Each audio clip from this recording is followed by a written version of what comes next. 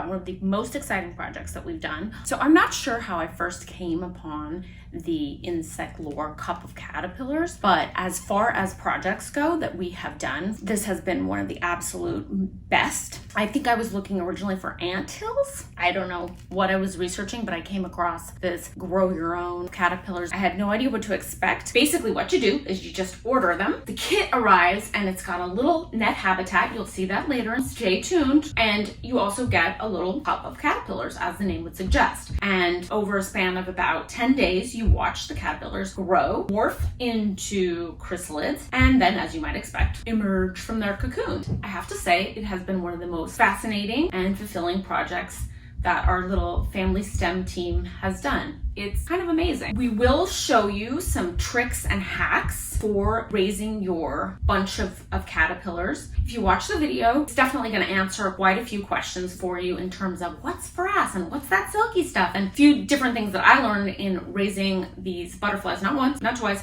but 3 times. That's how amazing it was, honestly. And it's really good for a lot of ages of children. Even my youngest loved doing this, and I love doing it. So thumbs up on the insect lore cup of caterpillars. You'll see later that we performed a number of rituals, if you will. Butterflies come out of your cage.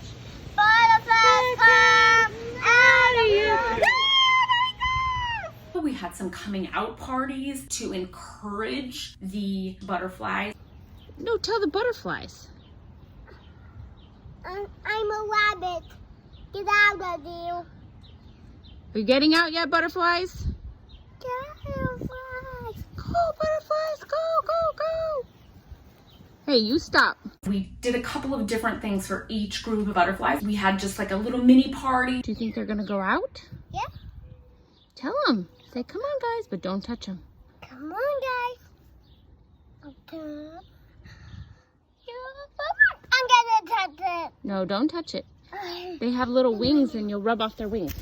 We also at some point performed sort of like a pagan type dance, and it was wild.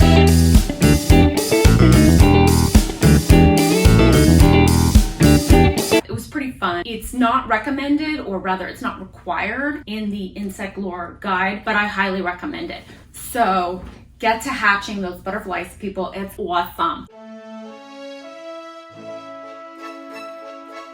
Okay, we're pretty excited here because we just received our insect lore cup of caterpillars. I wanted to show you just how tiny they are when they first arrive, and you can see their cup looks pretty relatively clean here. Some little, what I presume are poop spots, as you can see here. But in this little container, which is full of the food that they will need for the next few days, and we'll just see them basically explode into these gargantuan caterpillars pretty soon, is all they need. That's all they need, is what's there in the cup. And sometimes they seem to be dormant.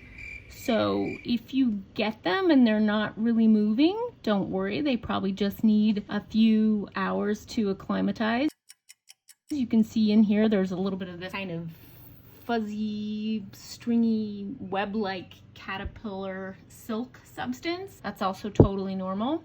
Open them up, just set them in a place that's not too hot, not too much direct sunlight,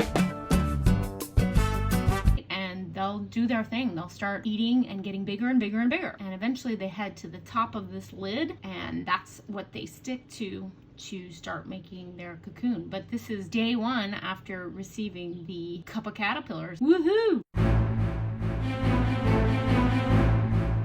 Okay, I'm turning this day 1 caterpillar cam back on because, as you can see, there is some riveting activity going on here. There's a lot of head bucking, flicking about, and really getting exciting in there. Oh my gosh, it is like Melrose Place in here. Amanda, we need to talk. There's a lot of drama happening on day 1 in the cup of caterpillars.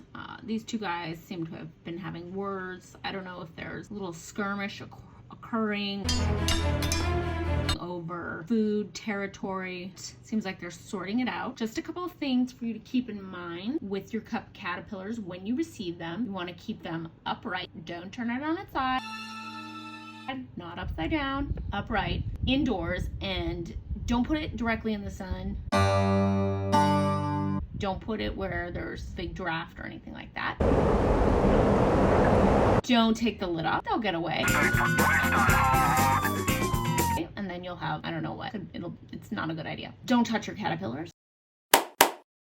And you want to make sure that the temperature in your house is between 68 and 75 degrees. And keep an eye out for them shedding their exoskeletons. They're going to do it several times while they're growing. And yes, that stuff in there that you see accumulating day after day is in fact caterpillar duty.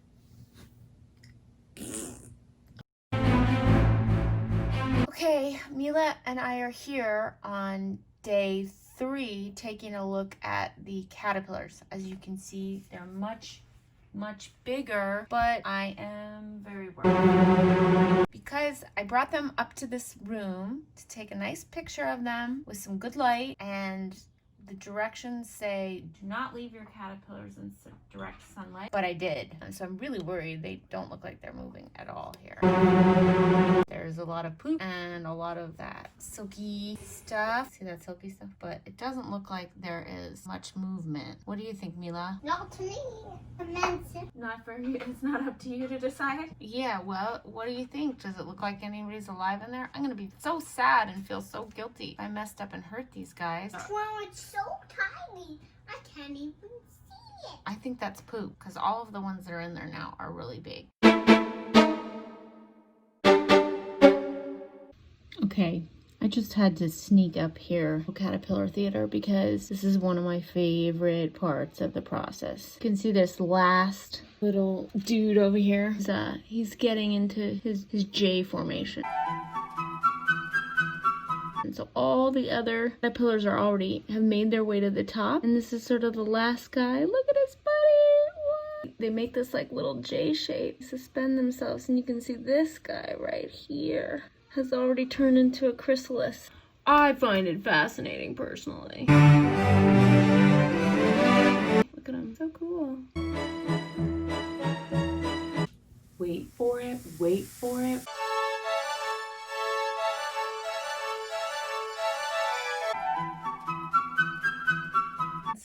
If you look inside of the little cup here, you can see there's some stringy, silky residue. Now, last time I tried to remove this per the insect lore representative's instructions, it was somewhat disastrous, I felt, although it turned out all right. I was trying to get the little stringies off and the pupa detached. So I had to stick it back onto the lid with some Scotch tape. That is not ideal. We're hoping this process goes better this time. So that's what I'm gonna do here. I'm gonna remove the lid with a slightly damp Q-tip. I'm gonna clean up some of those strings so when the caterpillars emerge from their cocoons, they won't get all tangled up and damage their wings, okay? So let's see how this goes. As you can see here, we've got, the habitat at the left of your screen here, and then also included in the kit is this little stand that the butterfly lid is gonna go into. All right, so watch this go down. All right, here we go. Moment of truth. Delicately peeling this back. Please don't fall off. Please don't fall off. Please don't fall off. Please don't fall off. Okay, everybody looks pretty good here. This is where the little guy fell off last time when I was trying to... Why is he twitching like that? I don't know. You know what? I'm gonna call that good enough and just assume that, well, there is some of that string still, actually. I don't know. It's attached to that guy up top. Why is he freaking twitching like that? Okay, this is not at all what I want to see. I feel like I'm disturbing his peace very much. You know, every time I've tried to remove the string, I really feel like I'm just bothering his sleep and like he's maybe gonna pop out right now. Are you having like a nightmare? Ay. Okay, this definitely did not happen last time. He's like mega twitching. Oh, okay, that's all I can handle. I'm not removing this string anymore. I'm gonna let them work that out on their own in the future because he is just twitching away down there. Okay, this is the third time I have done this. Done this meaning raising a crop of butterflies, if you can actually call it raising them. And this is the second time I have attempted to, as the insect lore representative on the phone suggested, remove some of the like silky string thread that the caterpillars create from the chrysalis before putting them in putting the little butterfly lid or the cup of caterpillars lid in the stand. And this time it seems to be a mishap worse than the first time that I tried to clean off the thread.